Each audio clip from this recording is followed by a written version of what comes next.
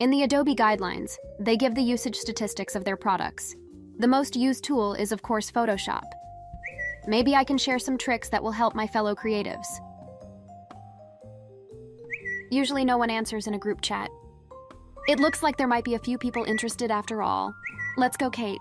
Now show what you've got. Here's the challenge. We've got this Photoshop file, and we're going to see just how many different tools we can seamlessly upload it to. Our connected system for this challenge is Adobe Experience Manager Assets. Let's get started. Nice and easy to begin with, a Word document, followed closely by Google Slides. Microsoft and Google one after the other, is that even allowed? Let's jump into Excel because why not? Wow, that was fast. Oh God, time is running. One more to go and it will be Figma. Photoshop users, take note. With the CI Hub connector, we uploaded to various systems without a single compatibility glitch. Think of the time saved and no manual renditions needed.